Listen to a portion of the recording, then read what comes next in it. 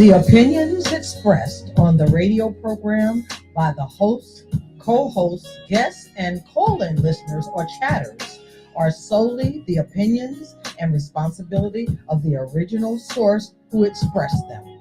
They do not necessarily represent the opinions of Gynesis Radio, www.gynesisradio.com, Gynesis Radio's owners, management, or affiliates.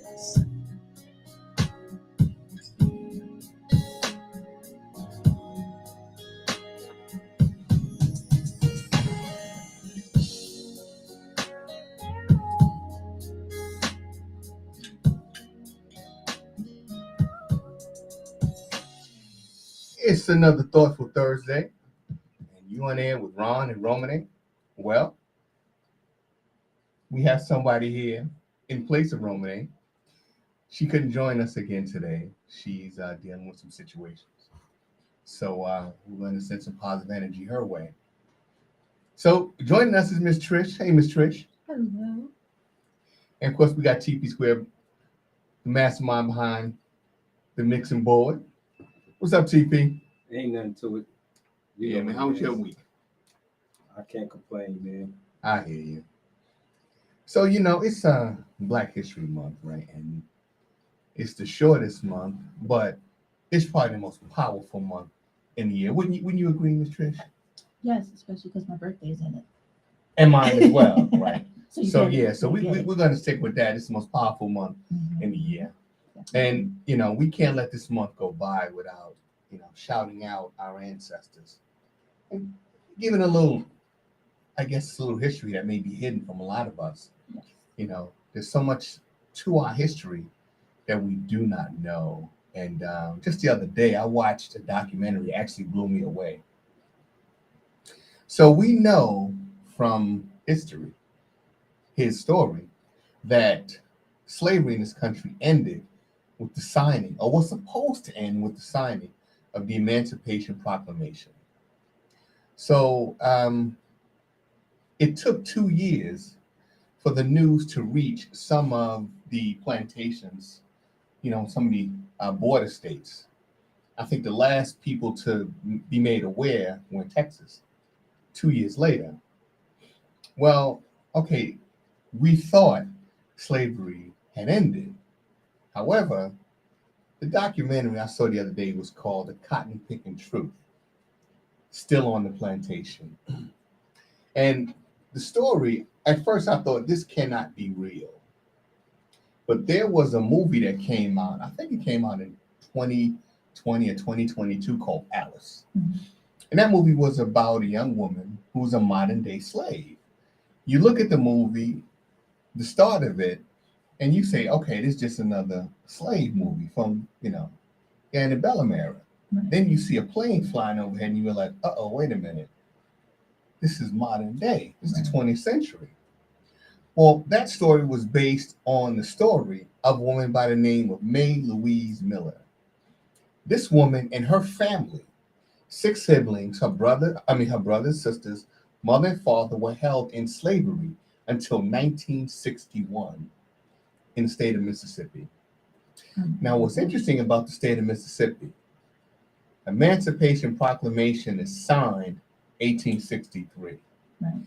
Do you know when the state of Mississippi ratified the 13th Amendment? Take a guess. Probably a long time before this came to light. They actually fully ratified it in 2013. Wait, what?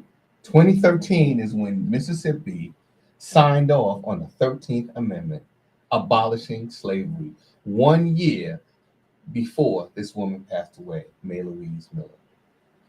So all this time, a couple of centuries have passed, and the state of Mississippi had not ratified the 13th Amendment. So this family was held in, the conditions were worse than a slave plantation because they were placed in an area with the livestock. There was no way to cook any food. There was no heat. Miss Miller was saying that they made their clothes from burlap sacks. That's all they had. And she said that sometimes they would eat crickets, worms, whatever they could find. And they said there would be a time when um, this plantation owner, he would take whatever food they didn't want and put in basically a trough where you would normally feed your livestock, and they would give it to them. And she said they would eat it, and they didn't know any better. They didn't realize they were eating spoiled food, but it was food, right? Food nonetheless. And when you have been eating worms and other insects and anything you get your hands on, this is like a meal, right? She went on to say how one day the plantation owner sent for her and her mother, and she said she was probably 5 or 6 years old. She walked in with her mother, and the plantation owner, another man, raped her mother in front of her. And then she said they raped her, and she was maybe 5 years old. And I guess the woman at the house said, "No, not her. She's a child yet." But it didn't matter. She was raped repeatedly throughout her, enslavement on this plantation. And she said one day she had just had enough. And the woman of the house came down looking for her sister to go up to the main house, and her sister was sick. So she said, "Look, she's sick. She can't go." Now, this woman, May Louise, and her dad were walking toward the field. They would go out and pick cotton. And she kept asking for the sister, and they kept saying, "Well, she's sick." Finally, the woman points at her and says, "Well, I'll take her." And she said, "Not so." Well, the woman said, "No, no, no. You're coming with me." She said, "No, not so." And the woman called up to her father and said, "I need you to come back because she told me no." Well, father comes back and he begins to beat his daughter. And I guess she explained his rationale was, "Well, if I beat you, perhaps they won't beat you." Right. Well, after the beating, she said, "No, I'm still not going." And she decided to take off that night. And she ran a distance. And she said she ran some, she crawled some. And she had been beaten pretty badly. So there was a Caucasian couple passing in a wagon, and they saw her, and they said, "Come with us." She said, "Well, listen, I got to go back and get my family because they're going to kill them all because I said no." Well, she got the people to go back and get her family, and the family, I guess, knew what was coming. So they were hiding out on the plantation. Mm-hmm. So they all get into this wagon, and they thought they were going to safety. They took them to another plantation in Louisiana, where they remained enslaved until early 1961, when they finally, I think the father's sister found out where they were and went and got them and took them off the plantation and, got them a home and things like that. I mean, these folks really had no education or anything like that. All they knew was, picking cotton and abuse, right? And right here in America, 1961, this is the height of the civil rights movement. But of course, these folks had no access to radio or television.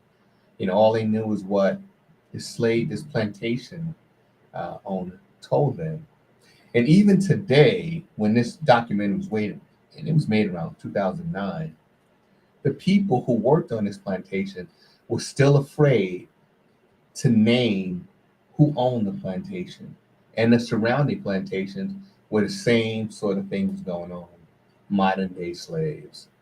So, folks, if you think slavery ended, the signing of the Emancipation Proclamation and the 2-year span, 1865, yeah, we were definitely wrong. It happened to this family and others. They weren't the only ones. She was just the one who came forward. And, folks, we're heading that direction again. Florida and 15 other states have legislation right now pending, working its way through state legislatures. They want to bring back child labor. And they want to do that because this immigrant situation, we're not allowing the immigrants to enter this country. So because of that, what we have is a shortage of agricultural workers. Right. And they want to fill that shortage with children. Of course, these will be horrible working conditions. The pay will probably be, something akin to what they're paying the immigrants, which is, well below. Next to nothing. Exactly.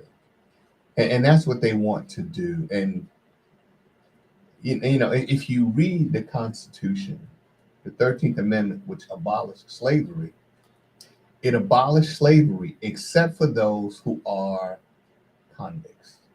Right. So if you have committed a crime, your rights are taken from you. So for these young people that are committing petty crimes, is it any stretch of the imagination that these are the people who will find themselves on some plantation somewhere? Absolutely Right. not. That's what they're going to target. Absolutely. That is coming, folks. Be aware. This is coming. 16 states. And if they can get this through their legislature, believe me, other states will follow Everybody else is suit. going to fall in line. You better believe it. And next thing you know, all these kids, mostly black and brown, are going to be on these plantations thinking they're escaping jail, Mhm. but it's just a different form of jail. Mhm. Maybe a worse form. Not maybe. It is a worse form because you literally belong to the state in all senses. And at least, with actual jail, you have a date to come home. With this, you never know, Right. because who knows what the punishment is going to be for fighting on the plantation? Who knows what the punishment is going to be for, defending yourself or defending your property if you're allowed to have property, any of that. Who knows what the punishment's going to be? It can't be the same as jail, because then why go here, then go to jail? Right. Well, there was in this documentary I was watching, they talked about the state of Mississippi, because this is where people held in enslavement. They talked about how in the state of Mississippi, there's a law on the books in the state of Mississippi, and I had written it down. I just can't remember the specific citation of the law, but it states that basically the prison has the right to basically lend out prison workers, right? Mhm. So they can be used by land developers, people who have agriculture, any sort of work. They can send, and these people are basically slaves, right? Yeah. I guess you're paying for your imprisonment, your incarceration. Literally. You're going to pay for it. And I can remember as a kid, my parents were from the South. We would drive down to South Carolina, and in the late 60s, early 70s, you would see the chain gangs on the road. Mm-hmm. They would be out there cleaning ditches and Cleaning things of up. that nature. Yep. And I can see that coming back, because again, we're not allowing the immigrants to come in. So people would normally do this work. Well, they're not going to be there. And I can see us heading back, in that direction. But I know it was something you had wanted to talk about, something you had found out as well. Yeah. Miss Claudette Colvin. Not many people know about her. She was the original Rosa Parks. Mm. She was the first young Black lady who would not give up her seat to a white woman on the bus. And this actually happened 9 months before the Rosa Parks incident. And the reason most people don't know about her is because Miss Claudette Colvin at the time was 15 years old. She was unmarried and she was pregnant. and the NAACP wanted no parts of her because she would not be perceived as a good girl. She would tarnish the image that they were trying to project. So when Rosa Parks did it, well, here's this nurse. She's, got a great image. Great. We're going to take her and run with it. Well, I think Rosa Parks was actually the secretary for the NAACP. The secretary, right. Yes, I'm sorry. So she was, Yeah. the perfect example of Right. who they were looking for. Somebody, with, I guess, what they would consider an unblemished record. Right. But actually, I know there was someone even years ahead of both Ms. Colvin and Ms. Parks who actually did the same thing. But a lot of this history, has It's been buried. It's been buried. It's unfortunate that the people with the longest history know the least about it. Right. And it's really, really sad. And I think that we need to take time like this Black History Month, and we need to have these discussions with our children. Yeah, definitely. Let them know that you're not who the media portrays you to be. And some of these documentaries, I try to get at least my daughter to sit and watch it with me, so you can see firsthand what's happened in this country. Because you're not going to get this. No one's going to talk about May Louise Miller in a classroom in Pennsylvania. Absolutely not. Not at all. Now, last week we had been talking about relationships, right? Yes. And we kind of ended last week talking about what is a deal breaker, right? Mm-hmm. And I know you had something you wanted to add to that. So why don't you tell us what that is? A lot of people have different ideas of what cheating is. Mhm. And some people have very unrealistic ideas of what cheating is. Some people are very, very strict with it. Like, just having a conversation with someone of the opposite sex is cheating. Flirting is cheating. Well, nowadays it doesn't have to be the opposite sex. Yeah, well, that too. It could be anybody. Kissing is cheating. Holding hands is cheating. Obviously, having sex is cheating. There's a very broad spectrum of what is cheating. So I think the first part of my question is, what is your definition of cheating? Okay, so for me personally, to me, intercourse would constitute cheating, right? I guess intimate kissing, touching would also constitute, in my mind, cheating. But I'll tell you something, right? I think that in this country, what is cheating kind of varies. I remember we had this whole big controversy over what is it? His name escapes me, and he did a pretty good slap job on Chris Rock. Will Smith? Will Smith and his wife, right? Yes. There was this whole big controversy. People saying, well, they have an open relationship. So in that case, would intercourse be considered cheating? I guess if you have an open relationship, you really have to sit down and determine within that relationship what the guidelines are for that. Because, is it open with rules? Is it open?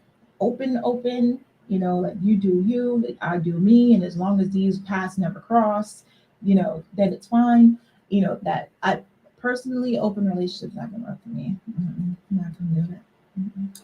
Well, I guess everybody has their own, I guess, breaking point or the point of separation when you say, you know what, this is too much for me. This is where I have to, separate, right? Mm-hmm. This is the deal breaker.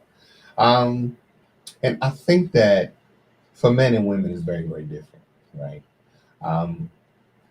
I think that because we're socialized differently, that for men, a lot of times, if they're wife, girlfriend has had intercourse, for us that may be a deal breaker, right? Mhm. It's the ego, the male ego that just will not allow you to accept it, right? But that's crazy to me.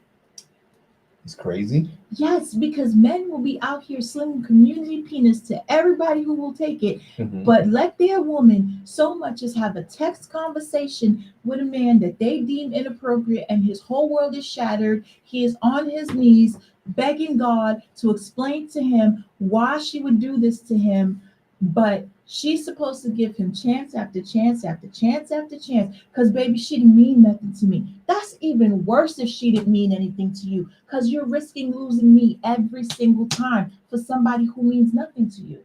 Well, okay. I think that is an extreme case, right? But that's a lot of people's reality Well, all day, every day. well, okay. Now you have those who have maybe an inordinate amount of testosterone, right? That leads them to believe that it's a man's world, right? Oh my You God. know, but that's not the case, right? It has not been in a long time, Right. right? This world has changed quite a bit. So to think that way is, I think it's crazy, right? But yes, I understand there are people that do that or that think that way. However, I think that is something that I think that's a problem that y'all create because you allow it. To a certain degree. To a certain degree, because I mean, from the female standpoint, there's a lot of reasons why a woman will forgive a man for cheating. And I think a lot of it goes back to it is so deeply bred into women from little girls. Boys will be boys, boys will be boys, men will be men. And part of being a man is being promiscuous, Now here's the thing, right now. or supposedly. When we have these conversations, men and women, right, and women get the opportunity to ask men questions. One of the first questions that comes up is why do men cheat, right? And I think that's the wrong answer, and for two reasons. One, cheating is not an activity that is only indulged in by males, No, it's right? Because I mean, listen, how many times has Maury said, "You are not the father"? not. Right. That happens, right? So it's not just men. And the other reason I said it's the wrong question is, it doesn't matter why men cheat. The question is why is your man cheating, right? That's the question you should ask to examine why the man you are living with or have given Dealing yourself with. to, right? Why is he cheating? Doesn't matter what other men are doing, right? They're not coming home to you. But the man that comes home to you, what is it that leads him to want to go out there and have sex with other women, right? Mhm.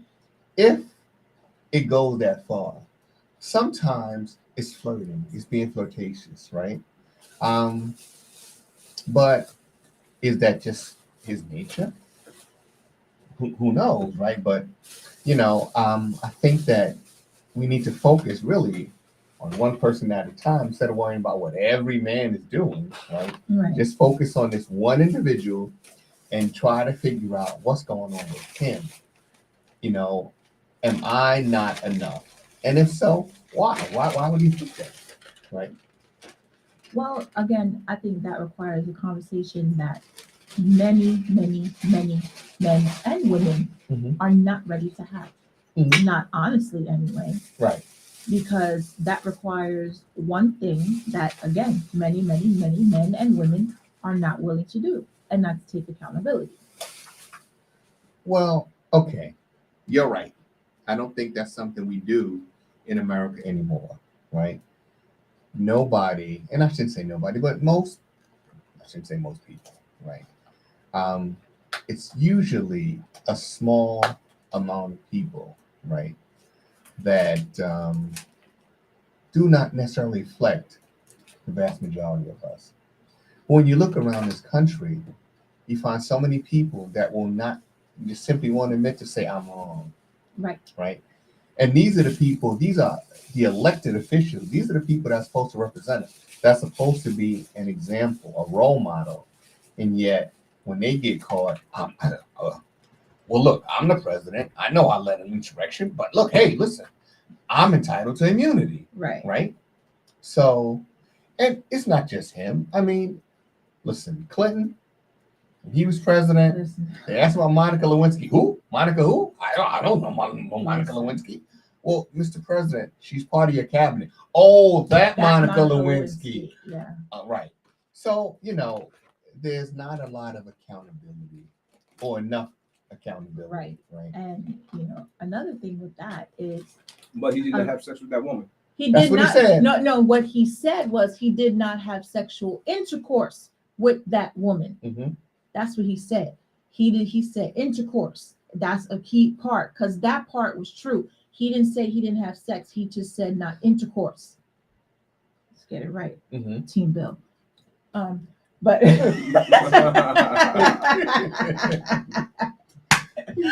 listen, look, she could take her snitch herself someplace. But at the end of the day, when it comes down to the accountability of it, I think it's a self accountability because you cheat plain and simple because you want to. There's nothing someone can do or not do to make you not or go ahead and cheat. Because at the end of the day, it is a personal choice. But I disagree. And I'll tell you why. So you're in a long-term relationship, let's say, Mhm. right? And like anything else, you have to work at the relationship. It needs maintenance, right? Right. So, ultimately, if you're going to be together for a long time, things are going to change, right? Right. You buy a house, children are born. You don't have the amount of time you had for one another, right? Mhm. And over time, the things that you used to do for one another, you're not doing anymore. Right. And you said something, I think it may have been last week or the week before. You said that children always run mommy, mommy, mommy, Yes. right? Okay. So with that, the roles of the mother, right? And I know women always feel guilty about something like, well, I'm not home when the children go to school. I'm not home when they come home from school. I don't get to cook all the time. So I think what happens, and this goes both ways, I think what happens is for the man, he begins to feel as if he's fading into the background, right? Mhm. And something Maureen said, she says, femininity is my superpower. Right. And I think that a lot of women have forgotten how powerful that feminine energy is, right? And, I've seen some real rough dudes, right? Some little tiny girl comes into their life and shows them, hey, man, you could change them. You got on this corner. You guys slinging drugs. You know what I mean? Mhm. There's something in you. And, that feminine energy finds that potential and brings it out and allows him to see it and, allows him to realize, well, hell, I am somebody. I'm just not who they said I am, right? I'm not who my family said I am. These guys on the corner, I can be somebody, right? So I think that when you lose that connection with the feminine energy, right, it causes a breakdown in the relationship. Because for most of the men I know, they're looking for the softness in a woman. You know what I mean? Mhm. You're not looking for a woman that, these big muscular chicks or these women that, especially if you're somebody that isn't prone to argue a lot. Right. You don't want somebody who's going to jump up every 5 seconds, with just a string of curses and you don't want that, right? Mhm. You want the softer side, right? That's what your nature looks for, right? Mhm. So I think that is what many couples go through. They're just not connecting like they used to. And how do you do that when there's so much going on in the world? You know, you got work, kids got school, um, you got after school programs, and so much other stuff, right? That's swirling around. And this is what I think, right? Mhm. I think that for Black women, and probably women in general, right? There's always something going on up here, Mhm. right? There's always trying to figure out, well, how do I do this and that and this and that? So, you know, there's never that time where you can just kind of just turn off. And those were the times when you would bond with that man, you would connect with him, right? Mhm. Before all of these other responsibilities came, you would turn off. And I don't know if that's really happening like it used to. Okay. So I'm going to tell you what I just heard you say. Mm-hmm. You're saying that once family comes into play, Mm-hmm. there's a break in a woman's femininity with the connection to the masculinity in the man that she's in a relationship with. That there's a break between the masculinity and the femininity. Yeah, amongst other things. Yeah, but yes. Okay. So in that break, Mm. what I'm hearing you say is that on top of everything else she has to do, Mhm. she has to maintain your masculinity as well. No, no, no, no, no, no, no. That's not what I mean. That you can't maintain a man's masculinity. Right, Right. right. That's not what I'm saying. Okay, because this is what I'm hearing. You said, Maureen said that her superpower is her femininity. Yes. And she can stand in that and be this soft, gentle woman. What you left out about that is she can be that because her boo stands strong in his masculinity. Mhm. So she does not have to pick that up. He Mhm. got that. Mhm. So there's no break there Okay. because she doesn't have to pick that up. Mm-hmm. So now in a marriage, a relationship, if husband is standing strong in his masculinity, then wife can stand strong in her femininity. Mm-hmm. Therefore, that connection may suffer, but it should not break. Okay. Um.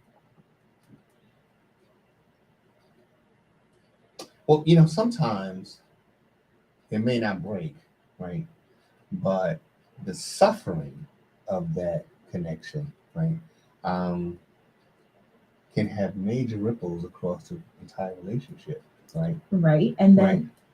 at that point, I would say that's where we all know relationships are never going to be 50-50. Never. It's never going to be 50-50 because at some point, someone is going to be putting in more than the other. Mm-hmm. That's what makes it a partnership. So during these times, would it be safe to say if you're feeling like there is a lack and you see that she's overwhelmed, would it be asking too much for you to put in a little more effort? Well, interesting story. Good friend of mine got married, and before the preacher married he and his wife, he said, "Listen, we have been taught that everything is 50-50, right? You put in your 50%, he puts in his 50%, and together you have 100." No, that's not going to work. And he said, "No. What are you going to do with that other 50%?" He said, "It is 100% commitment, right? All day, Everybody's every day. got to put in 100. 100%."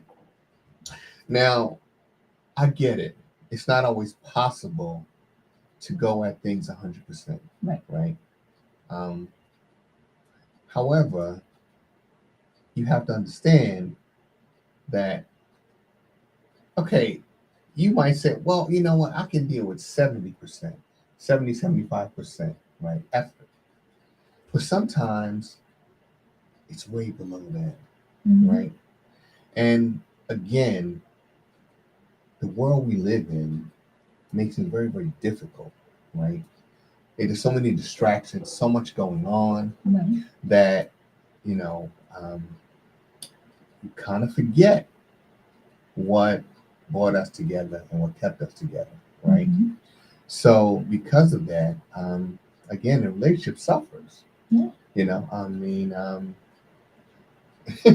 you know, you hear guys talk about how, you know, men used to get the big piece of chicken. Right. That may not happen anymore, right? Mhm. Because things have changed. So you said a couple of weeks back that when the women's movement began, and you know, well, and it was predominantly Caucasian women, right? Mhm. And I understand, you know, they wanted freedom, right?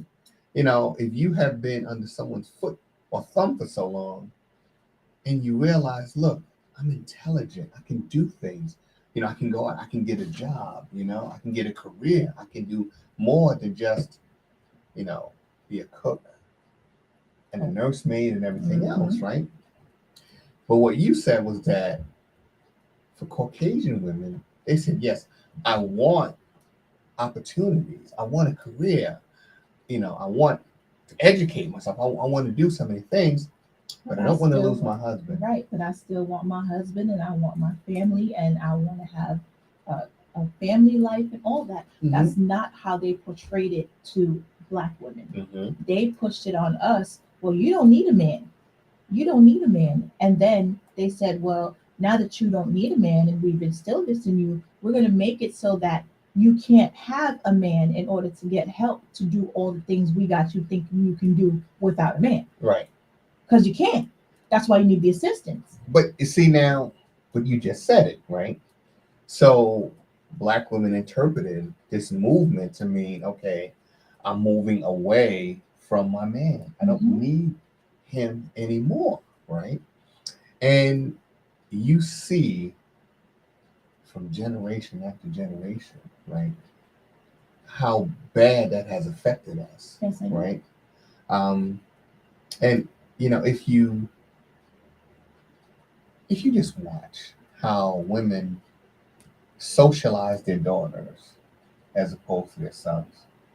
So the daughter learns things like cooking and cleaning. Um, she gets told, listen, make sure you go to school, you get a good job, career, because you cannot rely on a man to take care of you, Mhm. right? So that idea is given to her at a very young age. Don't trust Black men or don't trust men at all.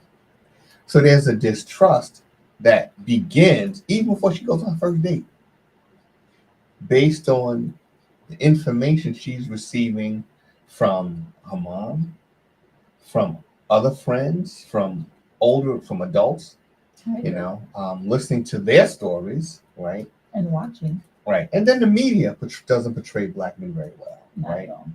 So when you put all that together, it leads to distrust, right? And it's hard to overcome that. You know what I mean? Mhm. It really is. When you enter into a relationship and you're expected to behave a certain way, Right. to act a certain way, to conduct yourself a certain way, right? And that's not you. So, you know, you hear girls say, or women say, oh, I want a man with a little thug in him. What's a little thug? Is that just a little black eye? You know? I mean, it actually has a definition. It's basically you don't want, the guy standing on the corner with his pants hanging down around his, belted around his thighs, Mm-hmm. but you want a man that's gonna G up when he needs to. Somebody steps him, he gonna step back. He's not gonna be a punk. He's a gangster and a gentleman. He knows when and where to use that. He's a gentleman first at all times. But if he got to go there, we gonna go there. But you know what? You don't need to be a thug to do that. Well, That's but just- see, that's just- people misuse the term thug Uh-huh. because they think they know what it is. There's a big difference between a gangster and a thug. Most Okay. people don't know that. So Well, a gangster don't answer to nobody. that part. You know what I mean? So it's a difference. But Like I said, a lot I'm of people I'm misuse just smiling the over here terminology. because you know what? Women, they some way somehow they got to find space for the bad boy. Got Uh-huh. to, got to. Oh, but see, here's the thing.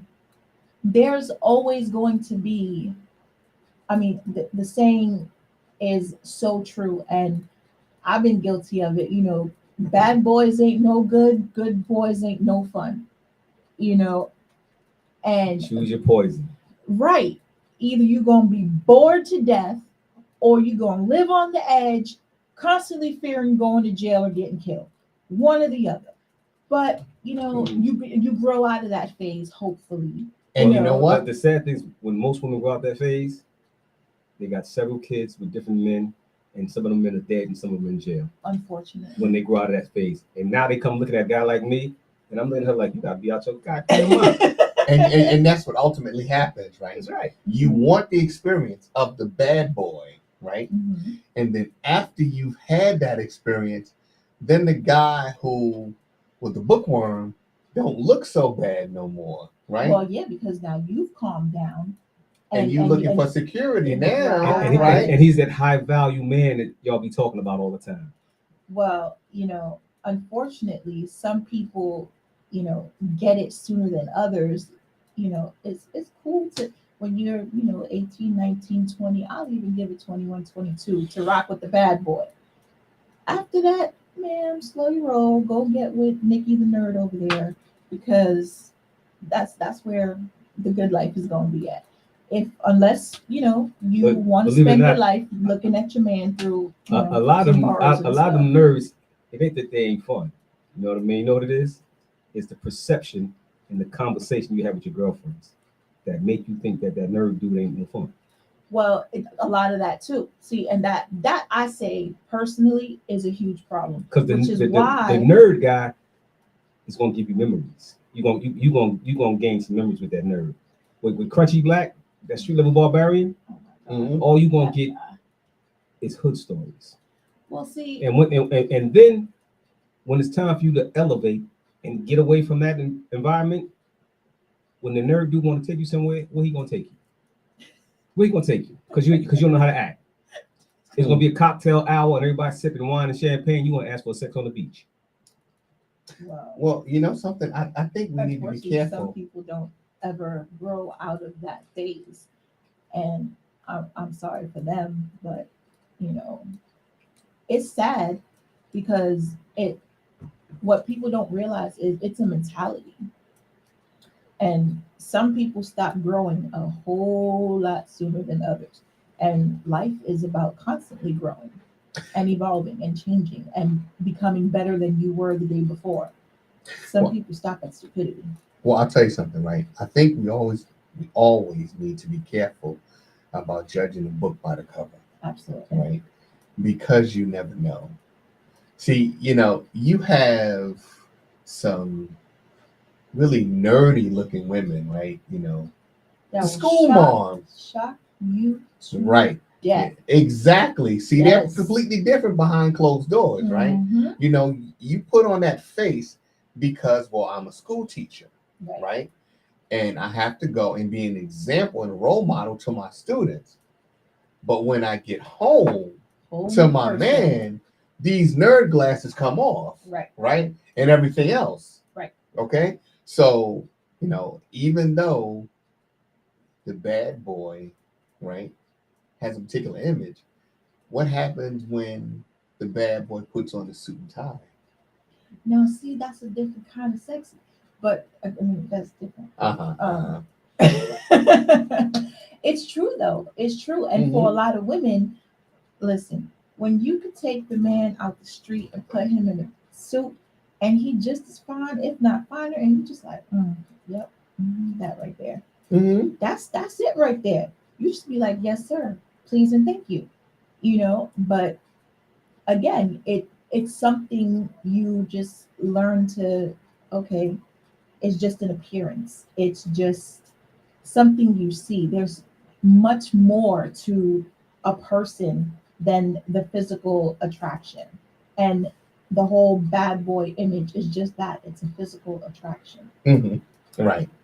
And you know, I said this before. I think that people are attracted not necessarily to the physical. I think it's the energy you give off that really attracts people. You know, because what's on the outside is going to change over time, right? Right. It is what is internal that will keep you there, right? Mhm. And I think a lot of young ladies, you know, are looking for the excitement and the fun, and you know, you hear so many bad stories about these young women from good families, right? Um, get hooked up with this guy and end up doing time in jail, Oh, yeah. long sentences in jail. Mhm. You know, I mean, there's one sister that was down in the D.C. area, never touched any drugs, but her thing was, well, you know what? I got to be his ride or die, Ooh, right? ooh. I got to be his ride or die. I can't snitch on him, right? So, you know, even though while you are on your way to federal prison, he's out meeting the next young lady To who's going ruin to her carry the life, next too. package for Yep. him, right? And then this sister sitting there in jail, like, well, he ain't visited me in a while. Ain't got a I haven't even letter, gotten no a letter. promissory, don't Right, answer my right. calls no more. Yep. Right, right. Mhm.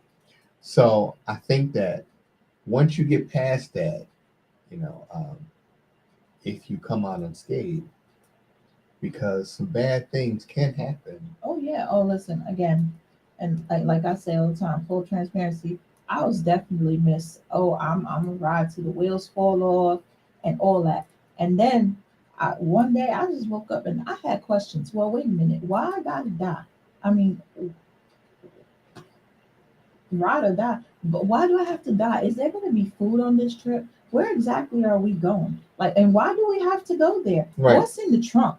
Who's in the back seat? Right. I have questions. Right.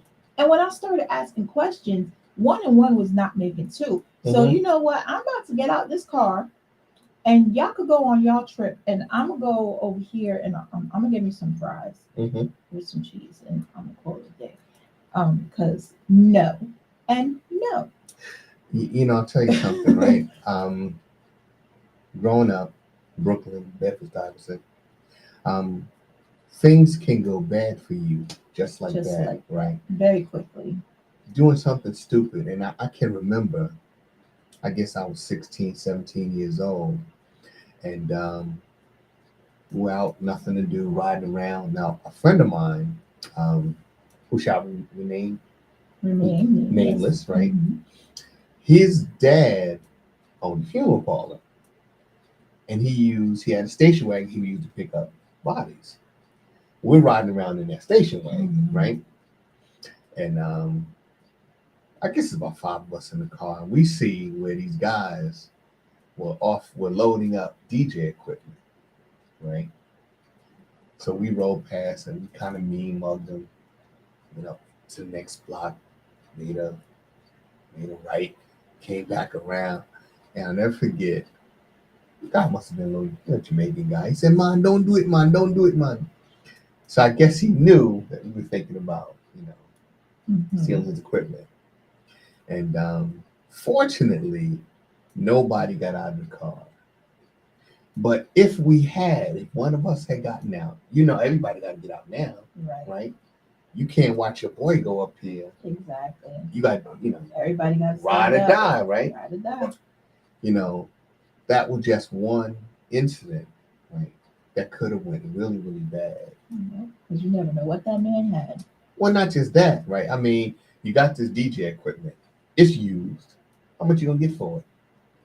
It's five of you in the car, right? Right. You got to split it 5 ways. Is it So even if you worth get it? $100, $20, right, Not for even all worth of it. this, and then when the police come, That's right, not even bail money. you go into jail and you got $20, right?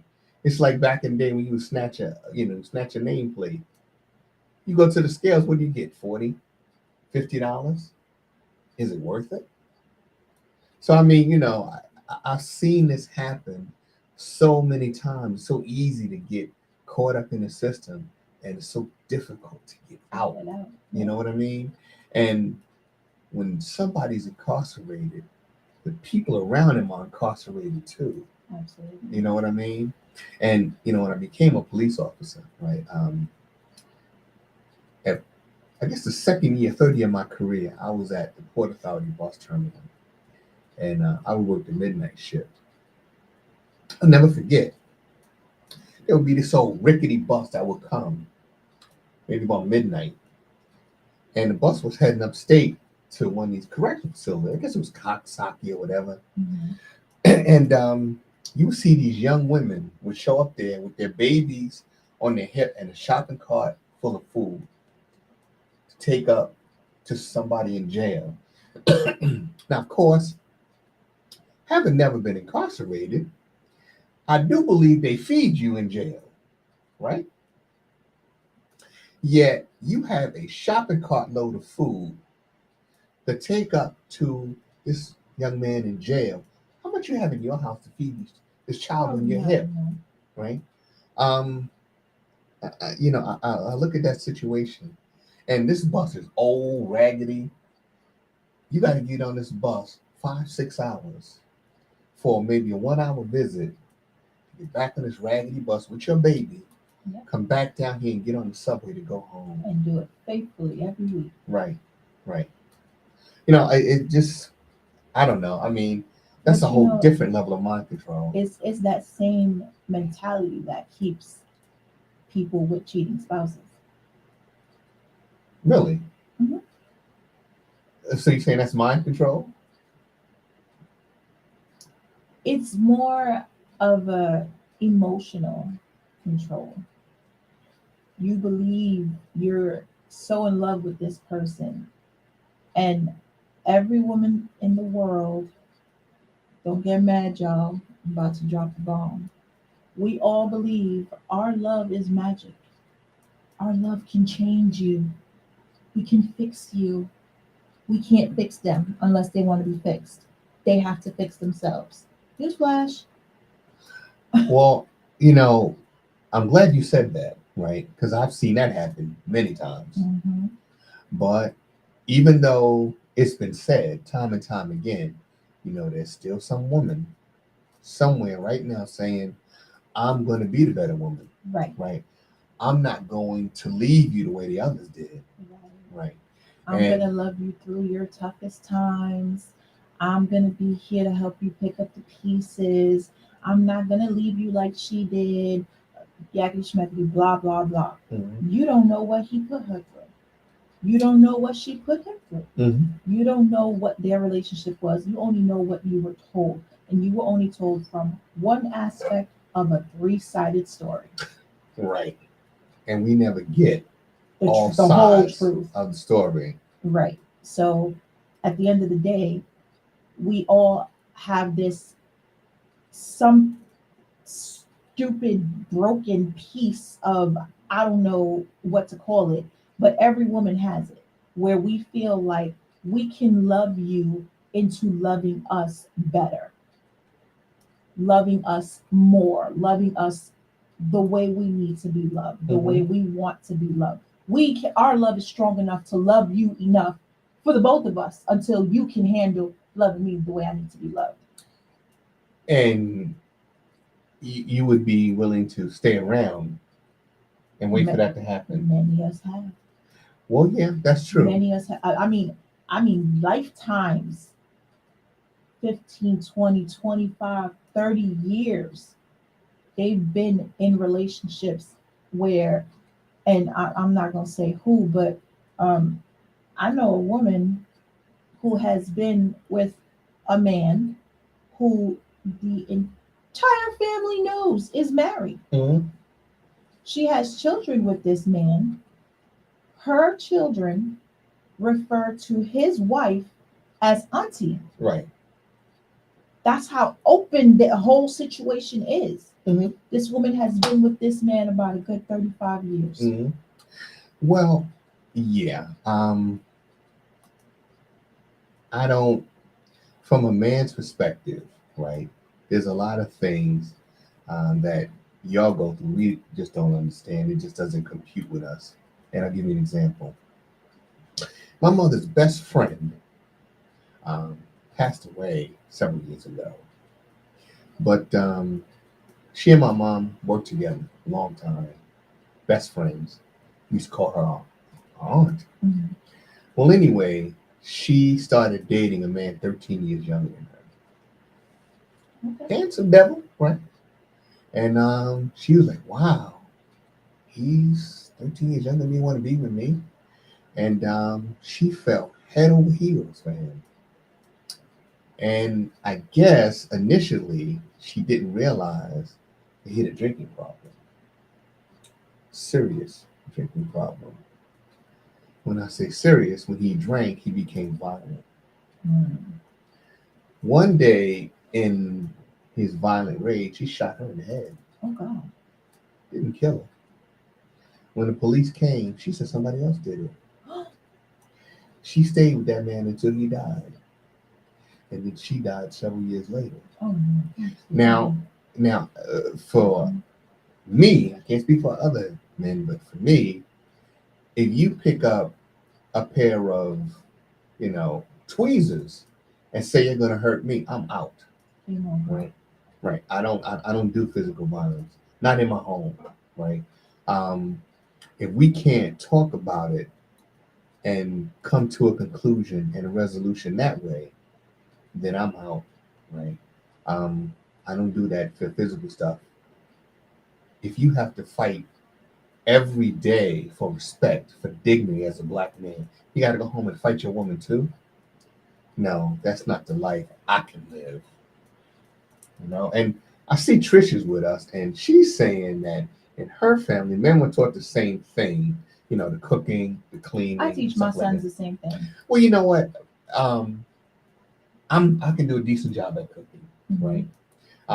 Other stuff around the house, I do, right? It's necessary. I'm not somebody that's going to sit around and say, well, I'm going to wait for her to come home to cook a meal, to wash the clothes. We can do that. I mean, Mhm. let's be realistic. You ain't got a wash tub and a scrub Right. board, right? It's simple. Clothes in the machine, laundry detergent, fabric softener, push a button, right? And when that's done, open up the dryer, shove them in, Press right? start. There you go. So it's not a hard situation, right? So I get it. My mother always said, well, if you don't have a wife, or somebody, a significant other, girlfriend, well, you need to know how to take care of yourself, right? So those are things that we had to learn. I just think that for women, it is stressed more so, more so than with men. I think because of what I said, there's that lack of trust there, right? That no man is going to take care of you, and I think that and I guess it's more so older women, right? Um, I think that if a woman is single, has been married, and finds herself single, she may be in her 50s or in early 60s. I don't think that a lot of women really seek out relationships anymore. I think they just kind of close themselves off to, well, I was married and that's it, right?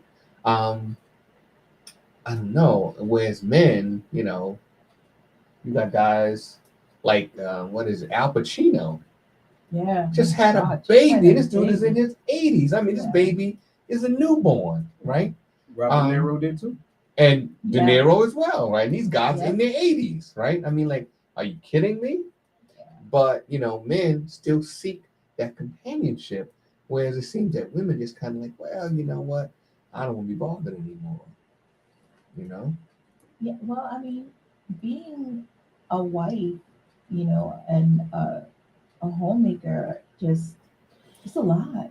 It's heavy, and it's once you reach a certain point, starting over, you don't want to be bothered.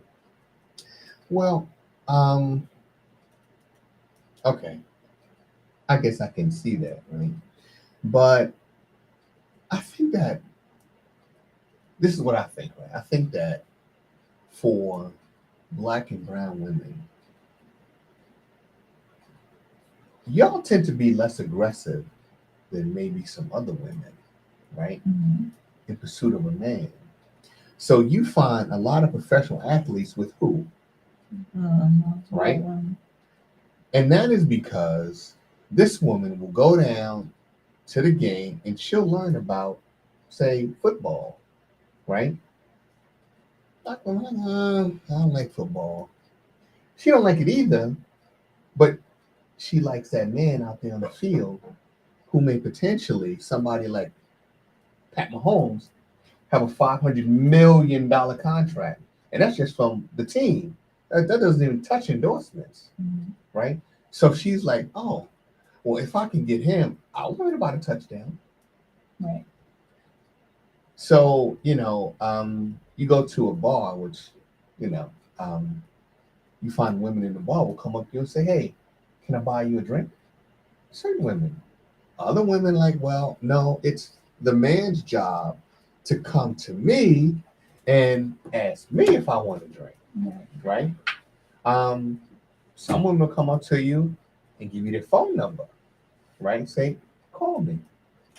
Some women like, no, if he wants my number, he's going to ask me for it, right?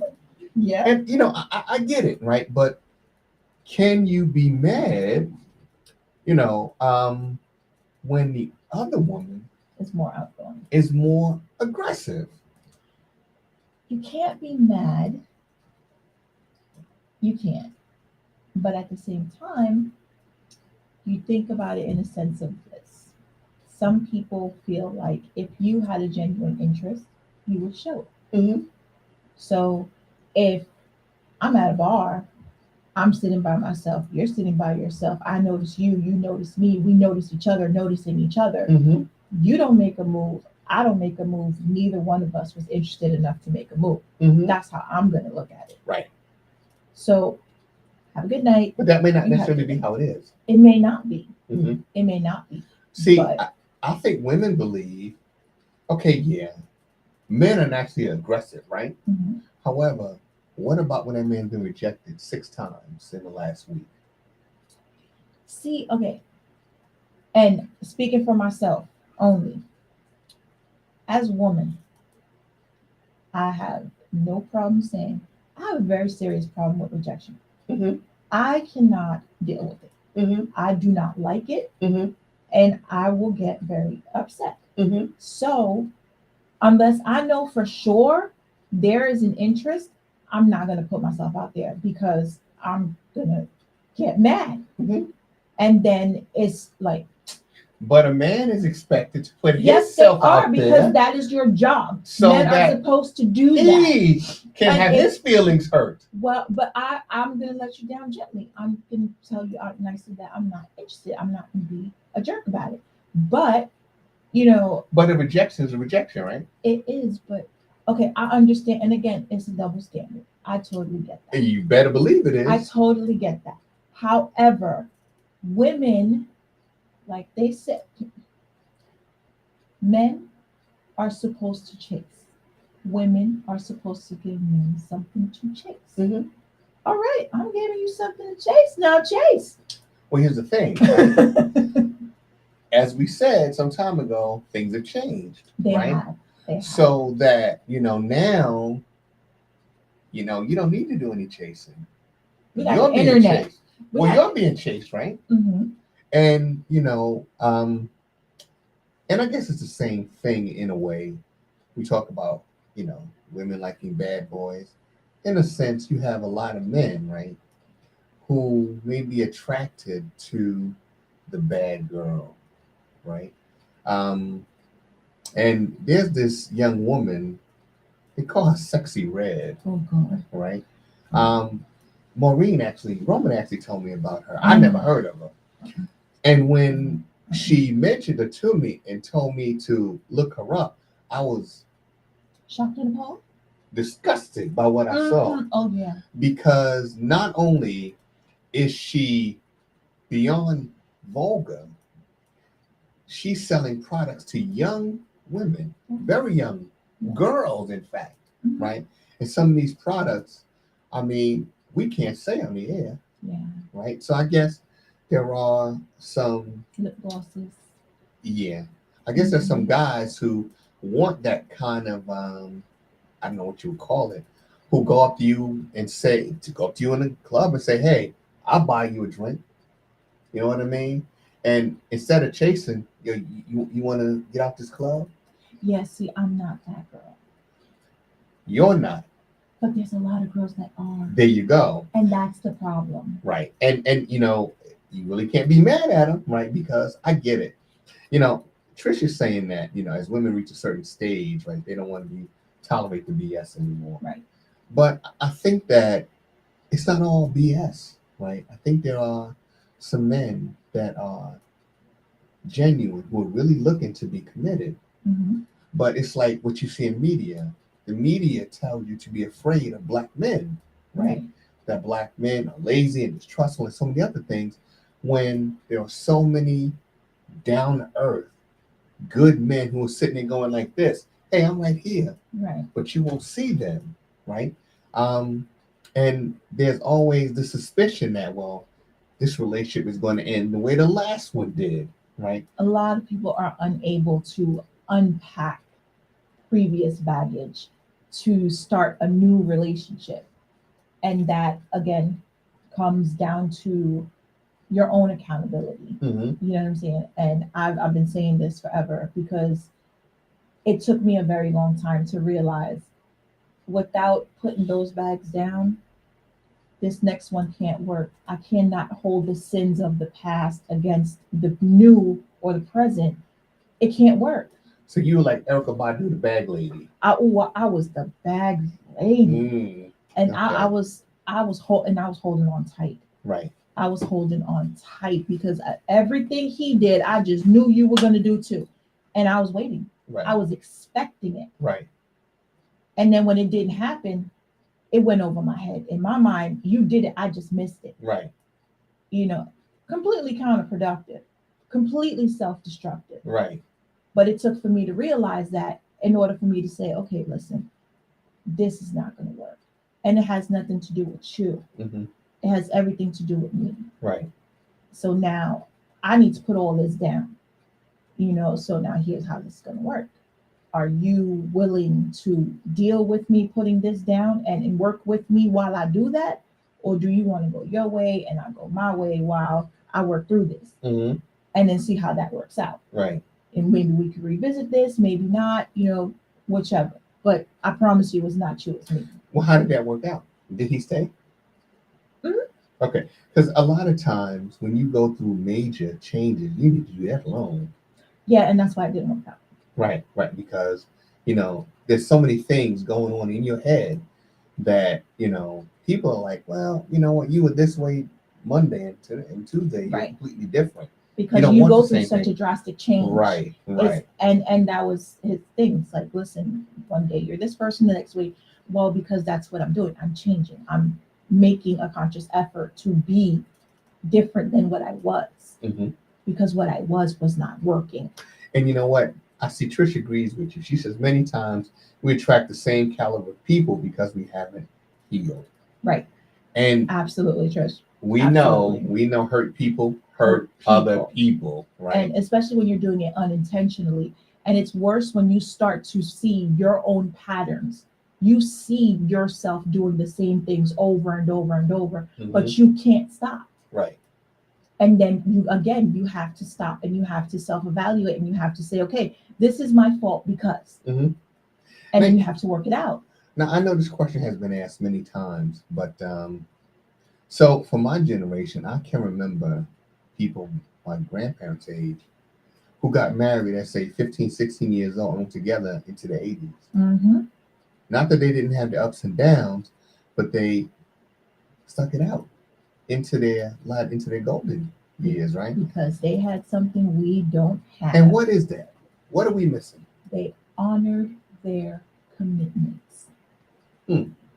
They made a commitment to be together for better or for worse, through thickness, through sickness and health, till death did them part. And that's what they did.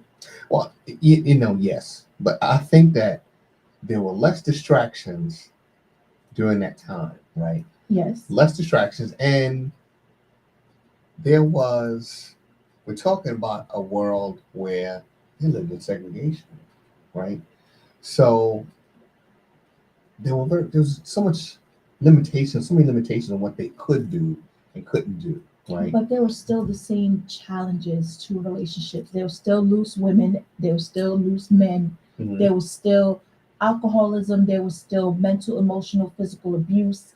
There was still, uh, alcoholism. There was still drugs. There was still child abuse. There was still sexual abuse. There were still the major challenges to relationships. But yet they made it, and a lot of us, if you're seen talking to another woman, I'm done. Yeah. I'm out. That's Why? trauma, though. That's trauma. Hmm. That's trauma.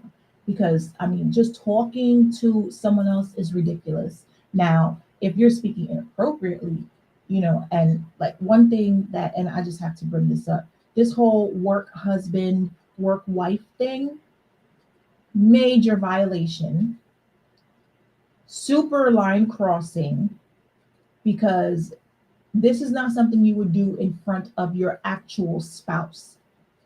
Therefore, it is cheating. And that's not something no spouse of mine would say or do in front of me, because we're going to have a problem. Because that's not going to fly in my world.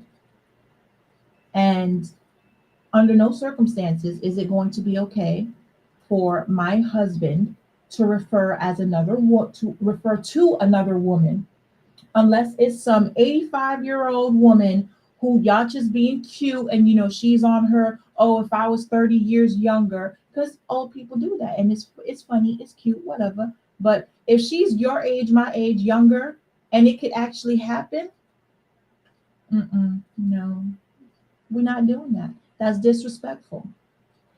It's That's true. disrespectful. That's true. That's true. We're not doing that. That's not okay.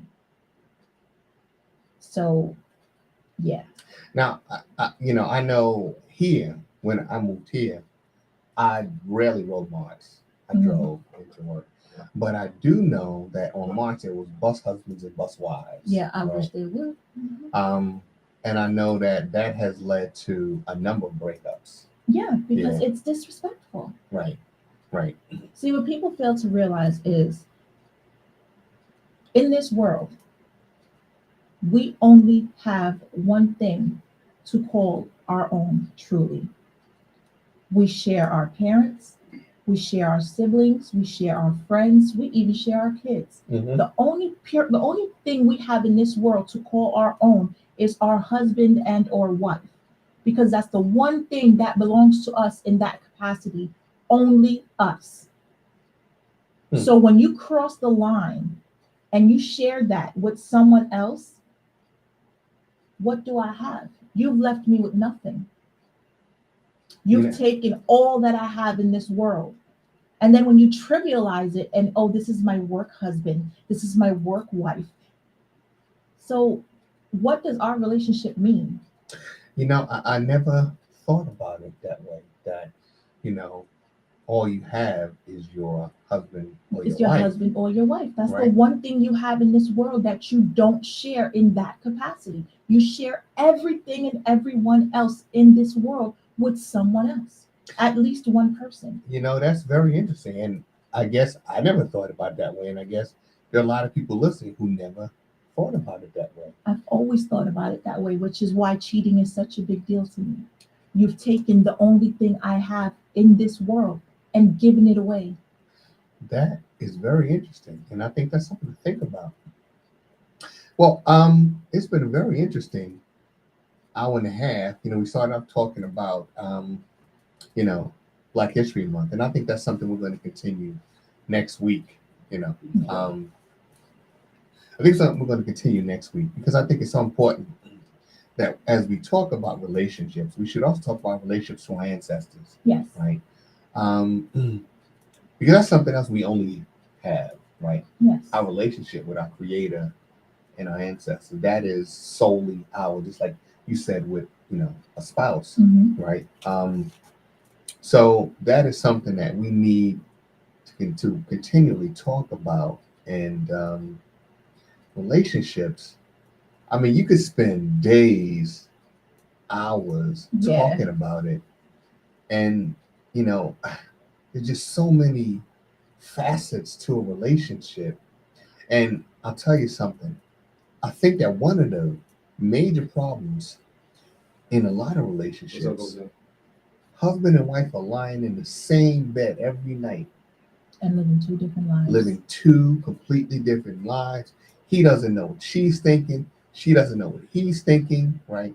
And you go through life, right? You get up in the morning, well, hey, honey, I'm going to work. Mwah. Yep. Right? And you may as well be kissing the can of paint. right. You know, I mean, you're just going through the motions, right? Yeah. But you really are not on the same page, right? Somewhere along the line, things get lost, right? Mhm. And you know, there's this shuffle, and you get lost in the shuffle, and sometimes, and you try to find your way back, but it's not easy sometimes. Okay. You know, I think that That's when you gotta bring back your date nights. All right. Bring back your date nights. mhm, And even if it's, Right. wait until the kids go to sleep and you take 2 hours Okay. to just dedicate to each other, turn the TV off, go into the room, light some candles, and just do something that's just focused on the two of you. mhm. They have, couples games that are set up just for things like this, reigniting the sparks, asking these thought-provoking questions about your partner that you thought you may have known 10 years ago, but you don't know today. So when you say these games, what games are you talking about? There's couples games, that ask questions, and it could range anywhere from, emotional questions to sexual questions, to just ask each other to get to know each other. It's reigniting the spark in your relationship. So you And I can bring a list for next week, but there's a couple of them, and they're very, and where very do you find these interesting. games? Amazon has them. A lot of adult shops have them. There's a lot of things that are dedicated to couples with issues that are trying to keep their marriage together, or reignite what was once, or what they think is lost. It's still there. If you're at the point to where you're looking for something, then the spark is still there. You just gotta light it. Okay, I wasn't. I guess I'm out of the loop because I wasn't aware that there were a couple games you get from Amazon. Yeah, from Amazon, eBay. Yeah, even, believe it or not, Walmart has couples games. Walmart? Walmart. Where they must be in the back of the back. Because I mean, they're a lot, tamer than the other games, but they have, and it's questions that's like, if we were alone on an island, what's the first three things you would want to do? And it's just like, okay, whereas 10 years ago, you might have known the answer to that. Oh yeah, I know exactly what my wife would want to do. Do you know what she'd want to do today? Probably not. She might want to lay down, read a book, or something like that. But you may not be able to answer that. So you ask these questions. That there's fill in the blank questions. There's if we could go anywhere and do one sexual act, what would it be? Things that are thought provoking. There's one. It's That's kind of like what Q had the other night. oh Read those yeah, cards. yeah. So the other night there was an adult talk mhm. up at Q Cigar Lounge, right up Okay. in East Stroudsburg, not far from here. And that's something that I believe the sistership is going to do again, right? Okay. And I think they're going to have it on air so that people can get, I guess, to call in to give their response, because it was a nice crowd, adult crowd there. I got there a little late, didn't hear much of the conversation, but yeah, I mean, those are things that I guess are enhancements. Right. Okay. And they even have like board games, and it's like You're not talking about Twister, right? well, they have a Twister, but it's way different. But no, they have like board games where it's like the dice has different different body parts and things like that. And then like You when talking like Kama Sutra dice? It's something like that. Something like Kama Sutra. Something like that, right? Like the dice will say like lips, fingers, toes, back, neck, shoulder. You didn't get things that from like Walmart, right? No, you didn't get that from Walmart.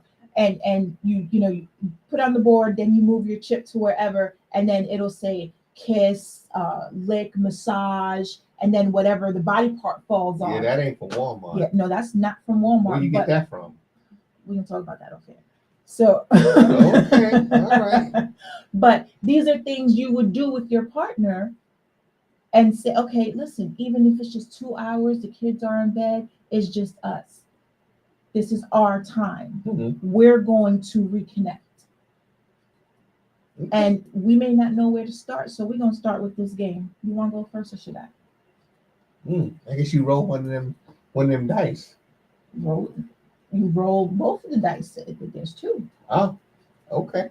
2 dice, huh? All right. Pick the cards and all kinds They of got stuff. cards too? Listen, a lot of stuff. Oh man. Okay. I guess I'm behind the times. I remember Twister, you know what I mean? You spin and you get the color and you kind of pick which color you're gonna land on. I'm gonna show you this. There's Twister sheets. Oh, they got Twister sheets? They're rubber. That's what I'm saying. Rubber Twister sheets. Wow. Oh, okay. All right. I see we got Rud joining us. How you doing, Rud? But yeah. Hey, TP, you know about all this stuff? Q just put me up, put me on with it. Okay. There are. If we did a show on ways to bring back the spark in your relationship, I'm the person to go to because I got some ideas. I know some stuff. There's some stuff you could download on your phone. On your phone. On your phone, there's an app that you can like. Let's say like you and your wife have the app, right? So you can look at something, and if you like it, then you press the button and it'll send it to her. Mm-hmm. And then if she likes it, then it'll match, and then y'all pick a date and a time to do it. Now what app is that called? I'll show you. Okay, because it's probably some people listening who are trying to reignite the spark, right? Have been trying for some time. And listen, I wasn't aware of a lot of these things, right? It's called Kama Sutra Match. Kama Sutra Match. Oh, okay. That don't sound like Walmart. Definitely, you will not get that at Walmart. You will not. Oh, okay. But that you say that's an app. Mm-hmm.